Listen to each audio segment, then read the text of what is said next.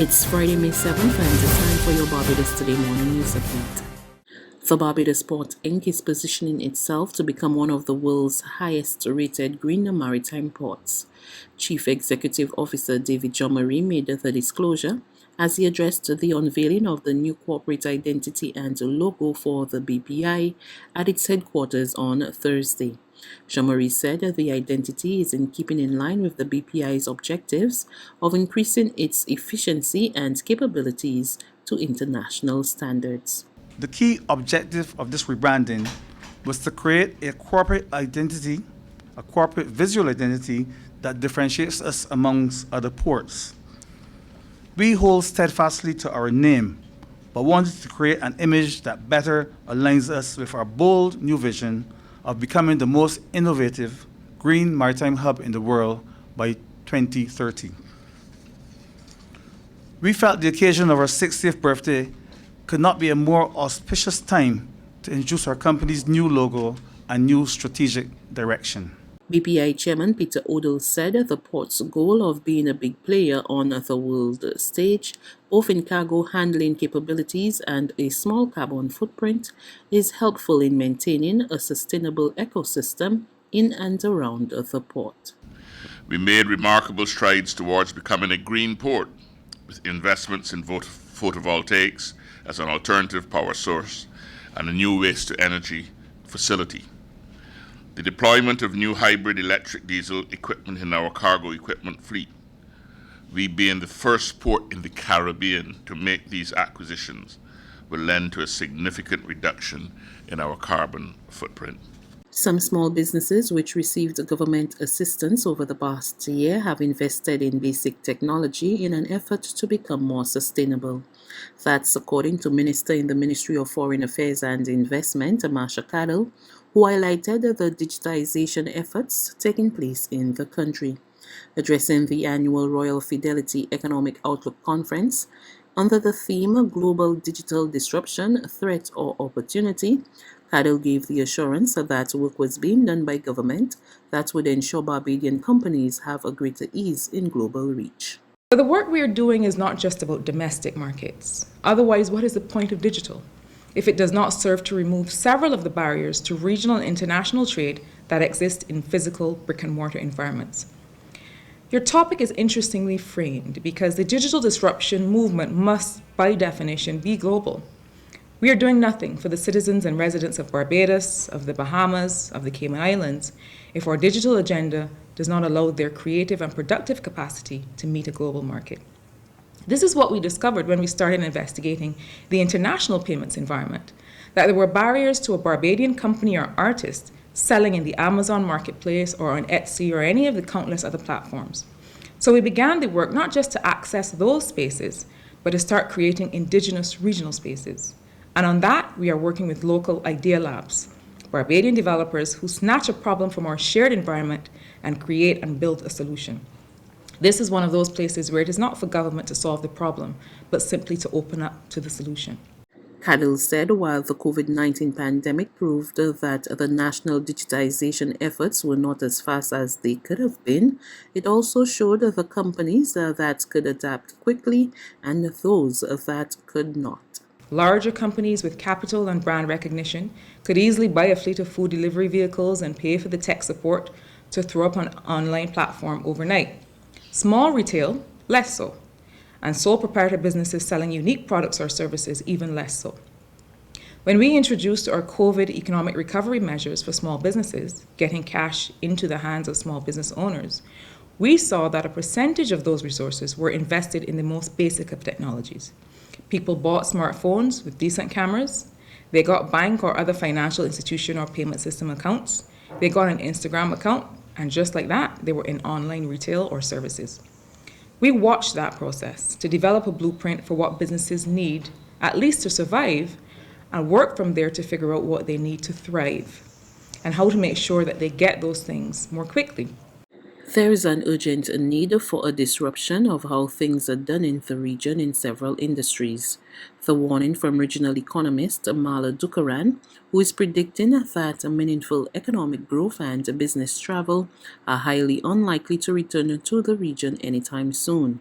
And while stating that the outlook for this year looks promising, Dukaran said that nothing would put regional economies anywhere near the levels of economic activity of 2019. So most countries won't reach that kind of level of activity for about 3 or 4 years, unless we disrupt our own way of doing things. The good news is that the type of leaders we have here in this forum today, and learning from the stellar lineup of speakers that we have at this event, is exactly what is needed to change the course of events in this region. Because back is the wrong way to go. Instead of asking how quickly we will get back to 2019, let's look forward and let's never look back to a model that wasn't of service to us. There's regional and international news after this short break.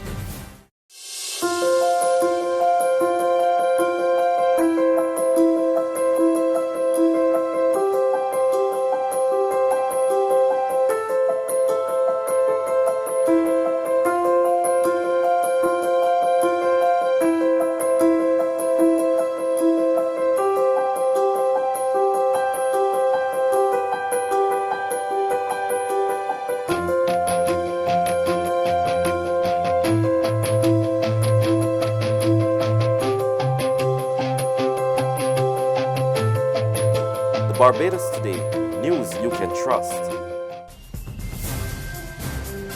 To developments in the region, the alert level at the St. Vincent and the Grenadines La Soufriere volcano has been moved from red to orange.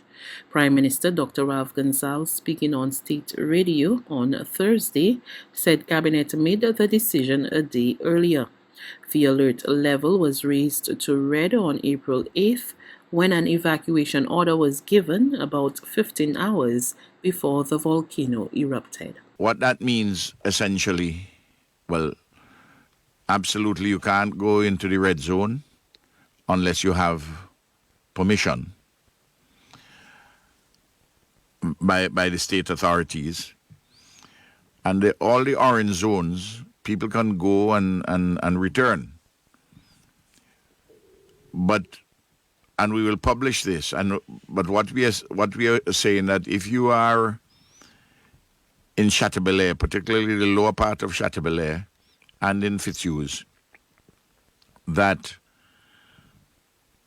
we do not want you to go back, and therefore we would prevent you from going back there, because we are doing the state, that is the police authorities, because we haven't finished the cleanup of all the ash which is there, and it doesn't make sense you going back with all the ash on the streets and so forth. All the way down to Fitzhughes, you have water is back. And electricity is back in those areas. And finally, at least 25 people were killed after heavily armed police stormed into one of Rio de Janeiro's largest slum areas, reportedly targeting drug traffickers. More from France 24 News. Incomprehension and anger in this Rio de Janeiro favela. Some 200 police officers descended on the residential area in the early hours of Thursday morning. Heavily armed, they came looking for suspected gang members. The operation became one of the deadliest the city has ever seen, one that's left families in shock. Jacarezinho is one of Rio's most populous slums. It's also the stronghold of Brazilian criminal organization Red Command. Police defended their actions by saying their operation was to prevent the dangerous gang from recruiting teens. The local police chief added that Thursday's incursion was in line with a Supreme Court ruling, one that banned raids on favelas during the pandemic except in emergencies. But community leaders and rights groups remain wary. NGO Human Rights Watch has called for an independent investigation into the killings. That's news. But for the very latest, visit us at www.barbadostoday.bb. You can also subscribe to our e-paper, email updates, or like us on Facebook, and sign up for our breaking news alerts via WhatsApp. We're also on Izumi Media in bus terminals, as well as screenplay at supermarkets and gas stations near you. And you can also hear us on Mix 96.9 FM and Capital Media HD 99.3 FM.